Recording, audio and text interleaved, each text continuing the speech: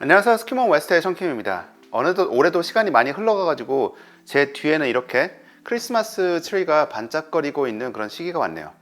며칠 전에 넷플릭스 아케인 리뷰가 다음 영상일 것 같은 그런 글을 하나 커뮤니티란에 올렸었는데 이렇게 다른 영상 리뷰를 먼저 올리게 됩니다. 페이크다 이놈아는 전혀 아니고 시간 날 때마다 아케인 관련 리뷰를 준비하고 있긴 합니다. 다만 제 개인적인 관심보다 조금 더 중요한 영화인 테일이 리뷰를 먼저 해야 될 것 같습니다. 이 영상은 영화사로부터 소정의 보상을 받고 진행하는 영상입니다. 하지만 어떤 식으로 리뷰를 진행해야 한다든지 영상을 업로드하기 전에 검사를 받아야 한다든지 등의 가이드라인은 전혀 없었기 때문에 저도 가감없이 좋은 부분은 좋았다, 그리고 아쉬운 부분은 아쉬웠다라고 리뷰하겠습니다. 참고로 저는 해외에 거주하는 관계로 영화사에서 영화 전체를 보내주시지는 않았습니다. 뭐 당연히 유출 이슈가 있을 수 있으니까요.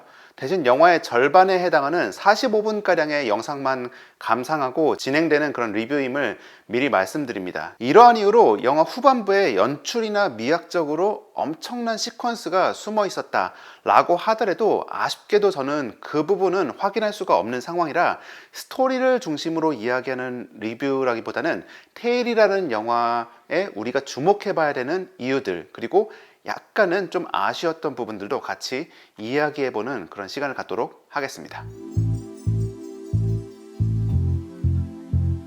테일이를 주목해야 되는 첫 번째 이유는 바로 애니메이션이라는 점입니다. 전태일 열사라는 인물을 다룬 매체는 지금까지 전태일 평전이라는 책도 있었고 연극, 그리고 홍경인 배우가 주연을 했던 전태일이라는 영화도 있었습니다. 기존에 존재하던 이런 모든 매체들이 발간 당시에는 많은 분들에게 사랑을 받았지만 전태일 열사가 세상을 떠난 지 어느덧 50년이나 된 지금 와서는 솔직하게 말하면 아예 전태일이라는 인물을 모르는 친구들이 대부분일 것이고, 이런 친구들에게 예전 영화와 같이 너무 노동권을 위해 자신을 불사른 투사, 이런 이미지를 전면에 내세우면 아무리 좋은 내용을 포함하고 있다고 하더라도 굉장히 부담스러워할 게 뻔합니다. I Can Speak, 카르트, 우생순, 부러진 화살 등을 제작해온 명필름, 그 중에서도 특히 심재명 대표는 우리 사회에서 잊혀지지 않았으면 하는 순간들을 영화화하는데 꾸준히 힘을 보태왔는데, 전태일 열사 일대기도 언젠가 꼭 한번 다뤄봐야 하는 이야기 리스트에 있었다고 합니다. 하지만 다행히 노동권 문제라고 해서 켄 로치 감독의 나 다니엘 블레이크 이런 결로 진지하게 만들겠다라고 결심하지 않았고, 전태일이라는 인물에 대한 허들을 낮추기 위해서 열사라는 단어도 배제하고 표현 방식도 애니메이션을 선택하였습니다. 뿐만 아니라 이 영화를 연출할 감독으로서 30대 초중반의 젊은 감독이자 이 작품이 장편 입봉작인 홍준표 감독을 섭외하였습니다. 물론 요즘 보니까 미국, 일본은 애니메이션이 박스오피스 상위권에 항상 있던데 우리도 애니메이션이나 한번 그냥 만들어 볼까? 라고 해서 무작정 도전한 것은 아닙니다. 심재명 대표는 이미 몇 년 전에 마당을 나온 암탉이라는 작품을 프로듀싱한 경험이 있고, 그 작품이 현재까지도 대한민국 최대 극장 관객 수를 동원한 국내 극장 작품이기 때문에 애니메이션에 대한 자신감도 어느 정도 바탕이 된 결정이라고 볼 수 있을 것 같습니다. 자, 이걸로 다뤄야 될 인물, 제작사, 감독, 3박자가 갖춰진 상태에서 테일이라는 프로젝트가 시작된 것입니다. 비주얼적으로는 마당을 나온 암탉류의 비주얼을 가지고 있습니다. 작품 진행 초기에는 훨씬 더 사실적인 인물로 디자인되었다고 하는데, 시간이 지나면서 캐릭터 디자인은 암탉에 나온 그런 캐릭터들처럼 초롱초롱한 그런 눈망울을 가지고 있고, 강한 직선 라인들 없이 부드러운 곡선들로 이루어진 캐릭터들로 디자인되었고, 전반적인 장면 분위기도 오렌지 빛깔의 따스함이 감싸고 있는 장면들로 이루어져 있습니다. 즉 굉장히 아이들을 고려한 화면이라는 것이죠. 이는 전태일 열사의 일대기를 부담 없이 다음 세대에게 들려주기 위한, 그것도 아주 폭넓은 연령대에게 전달하기 위해 큰 장점이긴 하지만 영화적인 측면에서 보면 약간 아쉬운 부분이기도 합니다. 요즘 시대에 가장 잘 나가는 2D 극장판 애니메이션을 만드는 곳을 뽑으라면 저는 Song of the Sea, Breadwinner, 울프워커스 등 지금까지 만든 총 4개의 장편 애니메이션들이 모두 오스카에 올라가는 그런 기염을 뽑은 카툰 살롱을 뽑을 것 같습니다. 이곳 작품들을 보면은 테일이와 마찬가지로 디자인 등은 가족들이 모두 함께 즐길 수 있도록 동글동글한 디자인으로 뽑혀 있는 작품들이 대부분인 상황인데, 상황에 따라서 컬러 변화나 라이트 변화 등을 통해서 굉장히 극적인 이미지도 만들어내곤 했습니다. 하지만 테일에서는 심각한 상황들에서도 소위 말해서 좀 시네마틱한 상황 연출을 했다는 부분은 크게 눈에 띄지는 않았습니다. 대부분 샷은 통일된 룩을 그대로 유지하고 있습니다.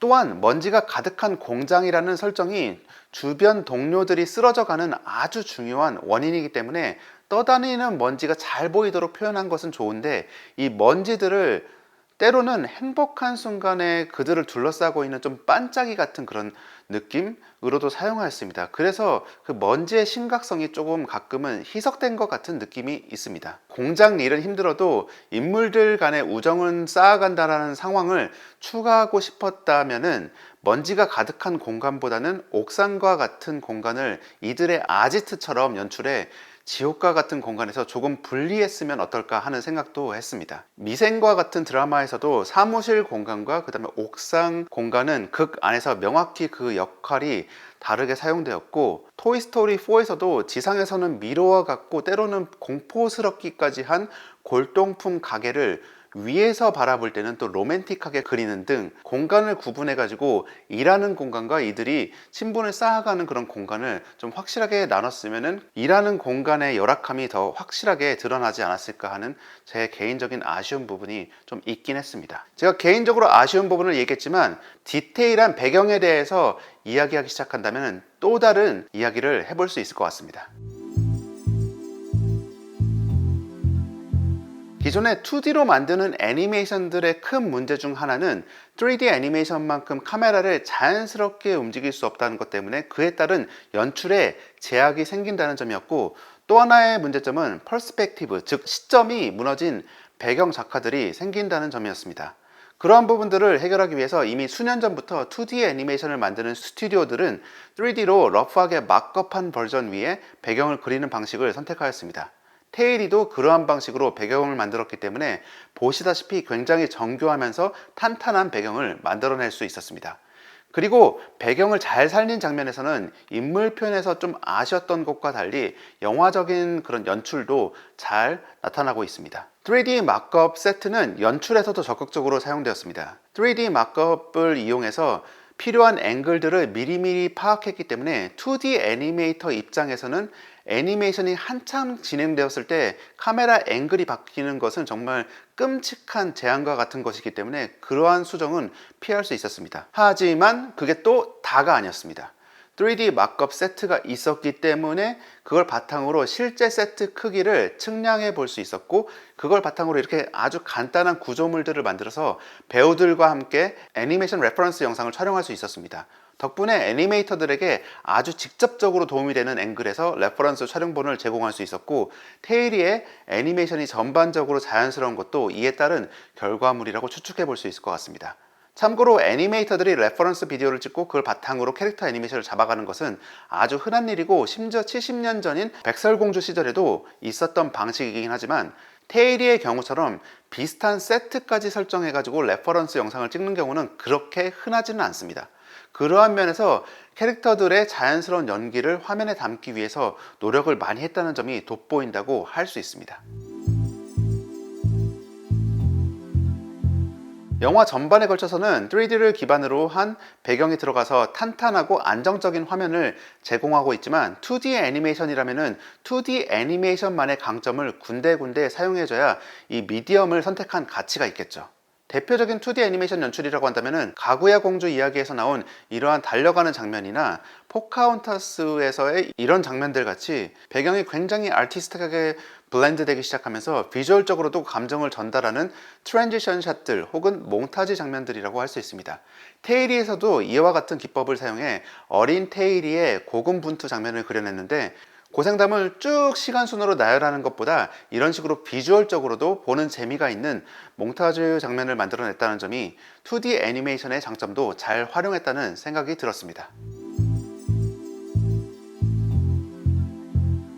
네 번째 이유는 영화 외적인 이유인지라 포함할까 말까 좀 고민하기도 했는데 저도 애니메이션 업계에서 있는 1인이기 때문에 이 부분을 언급해 줘야 하는 부분이라고 생각해서 포함했습니다.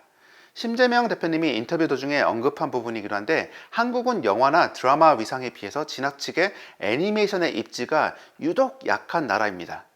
일본이야 뭐 말할 것도 없이 팬데믹 이전 기록인 2019년 기록을 보면은 그의 박스오피스 탑 10 중에서 애니메이션이 5개, 그리고 애니메이션 기반의 실사 영화까지 합치면은 무려 8개가 애니메이션과 관련된 영화라고 할 수 있었습니다. 미국만 보더라도 2개는 애니메이션, 그리고 디즈니 애니메이션 원작 베이스 실사 영화까지 합치면은 4개가 된다는 걸 볼 수 있습니다. 미국, 일본이 유독 유별난 거 아니냐라고 물어보시는 분들이 있을 수 있는데 그의 글로벌 박스오피스 레코드를 보더라도 거의 미국 순위와 비슷합니다. 다시 말해 탑 10 중 2개 정도는 보통 나오고 좀 많은 해에는 3개에서 4개까지도 애니메이션이 차지할 정도로 애니메이션 영화들의 입지가 공고히 잡혀 있는데 한국에서는 탑 10에서 단 1개의 애니메이션도 볼 수 없는 상황이 대부분이고 2019년 같은 경우는 겨울왕국이라는 한국에서 특히 인기 많은 작품이 나와서 다행히 한 작품 포함되긴 했습니다. 이러한 문제는 기본적으로 극장용 애니메이션이 제작되는 절대적인 숫자 자체가 너무 적기 때문에 시스템을 갖춰나가고 거기에 맞는 능숙한 인재들이 자라나갈 환경 자체가 없었기 때문이라고 생각합니다. 이 부분을 타개해 나가려면 누군가는 일정 정도 사명감을 가지고 초반에는 큰 돈이 되지 않더라도 좀 쭉 밀고 나가줘야 하는데 명필름의 심재명 대표님이 이런 부분을 잘 알고 있고 한국 극장판 애니메이션을 꾸준히 도전하겠다라는 의지를 비춰주고 있습니다. 저처럼 애니메이션 분야에 종사하거나 이쪽 분야에서 일하고 싶은 게 꿈이신 분들이라면 비록 영화 외의 이유이긴 하지만 테일리의 힘을 한 번씩 보태줄 충분한 이유가 되지 않을까라는 생각을 하게 되었습니다. 마지막으로 이 영화의 진정한 가치는 전태일 열사에 대해서 다루고 있다는 점입니다. 비록 전태일 열사가 불꽃처럼 사라진 지 50년이 지났지만 지금도 판교의 등불과 같은 단어가 나올 정도로 여전히 노동권에 대해서 계속 논의해 가야 되는 그런 상황들인 것 같습니다. 그리고 그 이야기를 들려주는 게 나이든 어른이 아니라 우리와 마찬가지로 불합리한 근무 환경을 직접 경험하고 있을 만한 젊은 감독의 눈높이에서 풀어주고 있어서 영화 안에서의 테일리는 정말 우리 주변에서도 쉽게 볼 수 있는 선한 청년의 모습으로 그려지고 있습니다. 네, 주변 인물들이 불합리한 근무 환경 때문에 쓰러지고 법이 있어도 그 법을 관습적으로 아무도 지키려고 하지 않는다면 평범한 우리 중 한 명도 자연스럽게 제2의 테일리가 될 수 있다는 걸 영화는 담백하게 전달하고 있고 그래서 더욱 넓은 연령층에게 공감을 이끌어낼 수 있을 것 같습니다. 자, 이렇게 해서 영화 테일리를 주목해 봐야 되는 5가지 이유에 대해서 이야기해 봤습니다. 솔직히 제작비나 제작 환경의 제약도 있었을 거라고 예상되기 때문에 완벽한 영화라고 말하기는 힘들 것 같습니다. 하지만 전태일 열사가 만들어낸 수만 개의 불씨가 50여 년의 시간을 날아서 우리 세대에 전달되었고 그 불씨를 간직한 수만 명의 소액 후원자들이 만들어낸 영화라는 점에서 이 영화의 존재 자체가 어느 정도 감동이 있는 작품이라고 할 수 있을 것 같습니다. 테일리의 시대와는 다르지만 IT 회사에서도 그렇고 앞으로도 다가올 인공지능 AI 시대에도 우리는 끊임없이 노동의 가치와 인권에 대해서 고민해 가야 할 것입니다. 그리고 우리가 마주하게 될 고민은 테일리가 했던 고민과 크게 다르지 않을 것 같기도 하네요. 오늘의 영상은 여기서 마치겠습니다. 오늘의 영상이 공감되었다면 구독과 좋아요 부탁드리고 앞으로 업로드될 영상을 놓치고 싶지 않다면 알람 설정도 해놓으시길 바랍니다. 스키먼 웨스트의 션킴이었습니다. 감사합니다. 안녕히 계세요.